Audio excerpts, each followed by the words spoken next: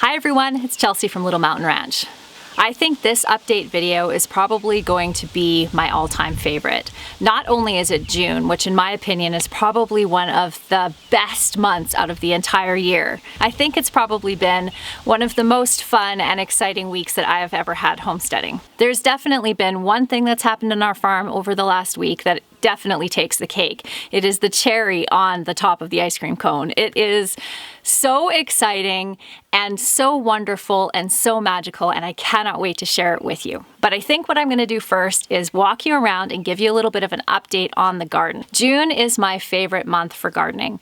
I know I say that every month when I start planting in March, when the snow goes off the ground, when everything starts peeking out of the ground.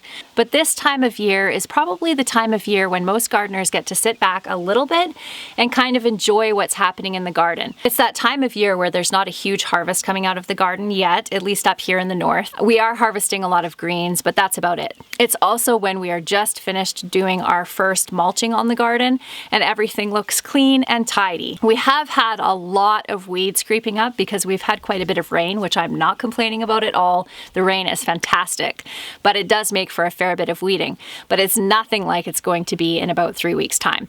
So I am enjoying it and everything looks beautiful and it's all growing and everything is starting to pop and there's flowers on the pumpkin plants. In fact, I think I might even have a pumpkin that started growing, which is so exciting. Rather than talk about it, I'll take you around and I'll show you everything that's been happening in the garden. I honestly don't really know which part of the garden to start in because all of it is making me so happy right now. I think we'll start in the forest garden first. And look at these beautiful flowers. Does anyone know what these are? And in my last garden update video, I told you that I had one of the comfrey that I had planted a couple of years ago actually come up. And the exciting news is that a second one just came up over here a couple of days ago. So that's really exciting. I'm just gonna let these grow and get as big as they want to get this year. I'll lop them down in the fall, and then next spring, apparently in May is the time that you want to go in and get some of the rootstock, and then I'll try to spread this around the base of all of my fruit trees. This is a non-invasive. Look at the size of the leaves on these sunflowers. So that's my hand.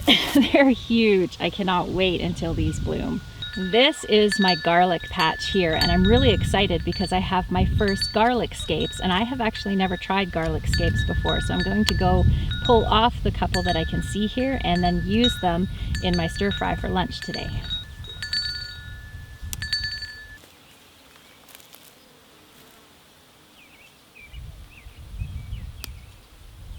Well, I only ended up getting 2, but man, these smell absolutely incredible. I love garlic, so I'm so excited that I'm actually going to be growing my own garlic. You can see this little sign here. I went and made little signs in honor of all of the people that sent me seeds this year. So this is Tim and Carol's garlic patch. That's what it says there. I'm not super artistic with things like this or crafty, so it's just a basic little sign, but it is there to honor them because they are the ones that sent me these garlics. And I know they're looking small, but that's because I did spring planting.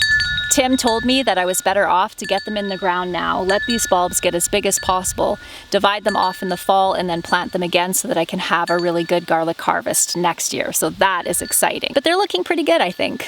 This little patch here is dedicated to Rhonda, who sent me these, and these are both Cinderella pumpkins. And this one has just started to vine. I can't wait to see these pumpkins. They look so cute in the pictures, just like a Cinderella pumpkin. So this is the forest garden from the other angle. I have a rocking chair so that I can just sit there and enjoy it. Look at that beautiful calendula. I'll give this another day and then I will harvest these petals to make salve. This one is a Russian red kale. See the purple veins in there? Gorgeous.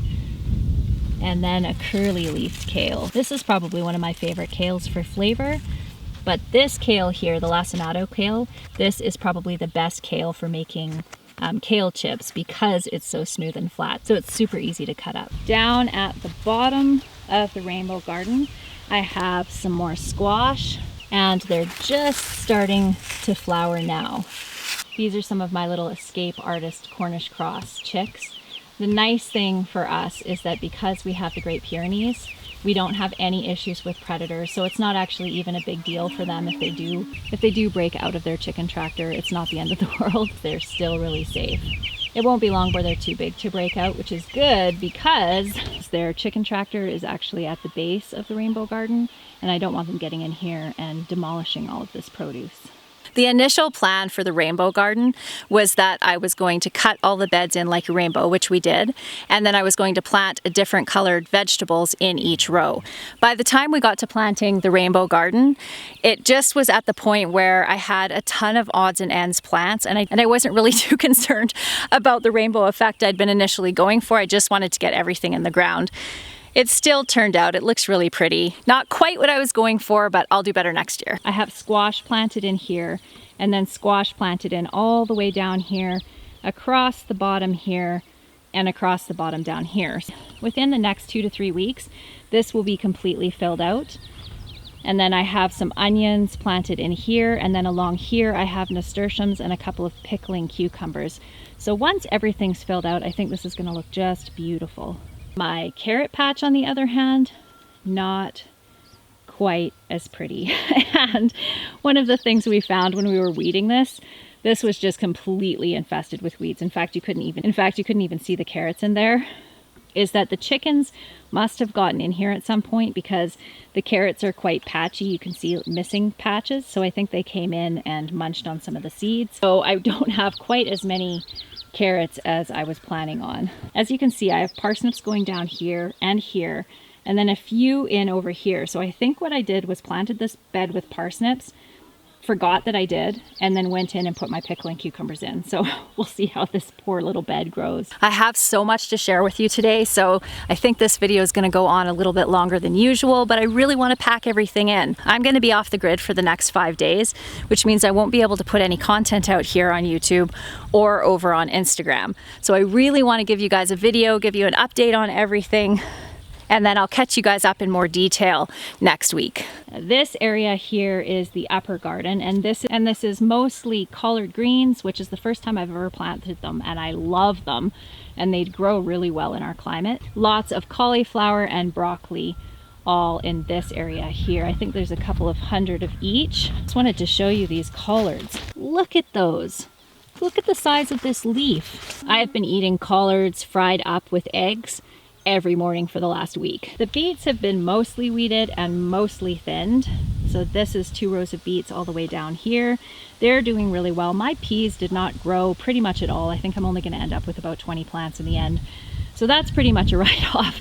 I have rutabagas along this side, which didn't do nearly as well as the turnips over on this side. So I'm not quite sure what was going on there, but I should get a fairly decent crop of these. This is the yellow beans on this side that are doing so well, and the black beans along this side. In case you were curious, this is what asparagus looks like when it's left to grow. Normally I'll pick it for about 3 weeks, and then I leave the rest to grow so that it can feed the crowns down below under the ground, and then I can get another crop the following year. And lastly, my raspberry patch is just growing like crazy. I really need to get in here and stake everything because it's just kind of falling over right now. But you can see here, there are tons of raspberry flowers on here. So hopefully I'll get at least a little crop this year. I'm just excited I was able to revive that patch because it was in a really sorry state this spring. Okay, one more stop in the vegetable garden, and then we'll head up to the flower garden, and I'll show you what I have happening up there. This is the front entrance of my greenhouse, and I just have this gate here because I don't want my chickens getting in there and eating my tomatoes. My banana peppers are going gangbusters. I'm going to be harvesting these within the next couple of days. I'm going to put somewhere here for you the name of this tomato plant. But isn't that the most crazy flower you've ever seen? This tomato grows, this giant tomato that kind of is in sections. I'll put a picture of one right up here for you as well. Lots more peppers happening here. And my little cucumber plant back there is starting to grow and shoot out some little tendrils, so it'll be climbing up here in no time. I'm pretty impressed with the way that everything has caught up in this greenhouse. I started all my tomato seeds late, and I also planted everything in the greenhouse late because I was using this area to start all of my seeds, which I'm hoping to change up next year. So the greenhouse went in late, but it is just filling out beautifully. I even have a few little cherry tomatoes. I decided to utilize the space down the middle of my greenhouse and plant the extra tomato plants that I had in these bins here. The only real difference that I've noticed in these tomatoes compared to these is the ones that are planted in this soil are a lot bushier. And I think that's just because I amended this soil really, really well. So I'll probably add some organic fertilizer into these guys. I think it's warm enough outside today. I'm going to open up the top vents as well as leaving the front door open. I don't know if I've shown you this before, but these vents are hooked up to a pulley that is up here.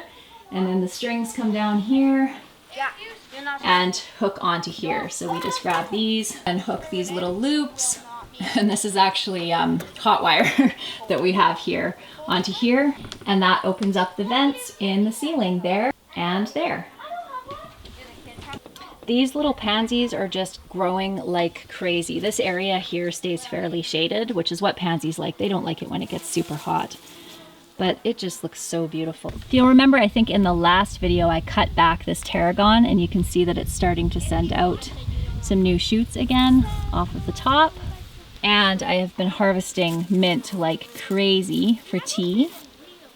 One of the cool things about mint that I found out the other day is that if you want to be able to tell if something is a mint, it has a square stem and it's really obvious. And now that I know that, I won't ever make the mistake of misidentifying mint again. Now that that's taken care of, we will head over and I will show you what's happening with the flower garden in front of the house. I have never really been a successful flower gardener and I just never felt like I really had an eye for it. Every time I come home and I walk through the front gate and I see the flower garden, it just makes me smile. These are the flower bins that I planted in the top of the wagon that stands in front of my house. This wagon is actually original to our property. And inside, I planted a whole bunch of petunias and then I put a pumpkin in the middle of each one. And my plan is that these flowers will spill over the sides of these bins and then these vines will climb down the sides. And I'll put little supports as the pumpkins grow. I have an idea for how I'm going to do that. And I just think that will look so beautiful. The one thing I am having to do is actually fertilize these quite a bit because these pumpkins are really heavy feeders.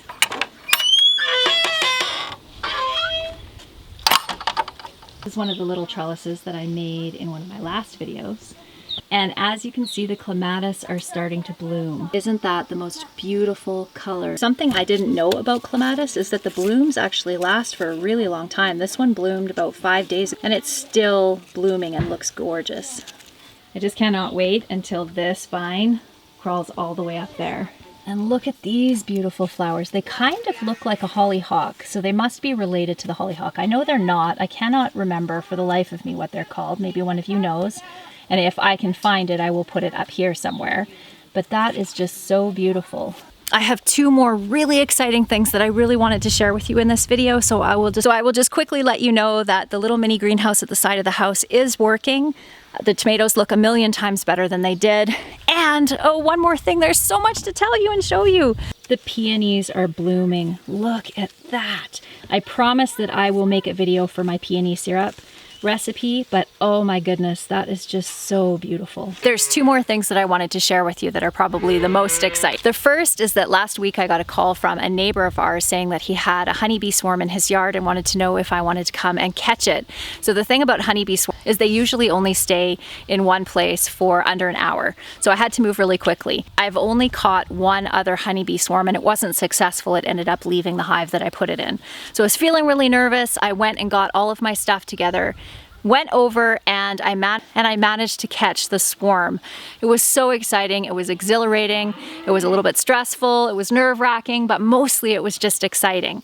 I brought the honeybee swarm home, got it installed in a box, and I'm happy to say that those honeybees stuck around. It's been over a week now. And they say that a swarm is considered a swarm until it has been in its new location for a week, and then it's considered a colony. So now I can consider mine an established colony, which is so exciting. There's so many cool things that I've learned about honeybees over the last week, so I want to make a video that's dedicated specifically to that, because honeybees are the most miraculous creature.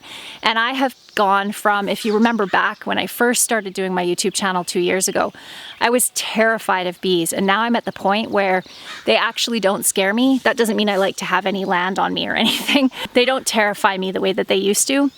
And I've actually grown to love them. I'm gonna try to sneak up on her, but I wanted to show you something that happened in my magical front yard. Can you see the little bird that's made the little nest in my bird feeder there? Isn't that magical? Puddle. Here. Look at this. Isn't that so sweet? Oh, honey. I don't have any milk there. I'm sorry.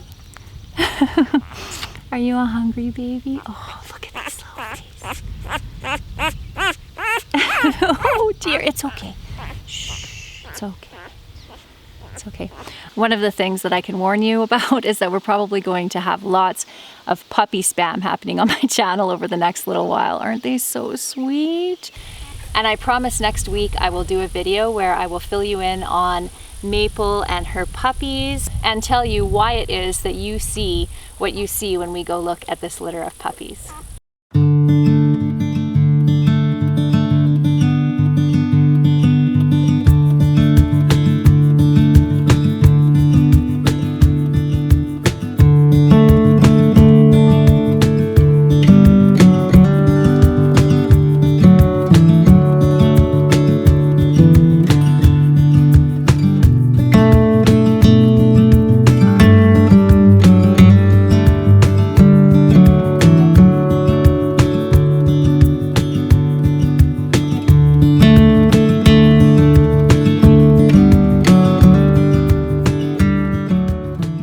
I hope you have a wonderful couple of days, and I'll see you again soon. Bye everyone!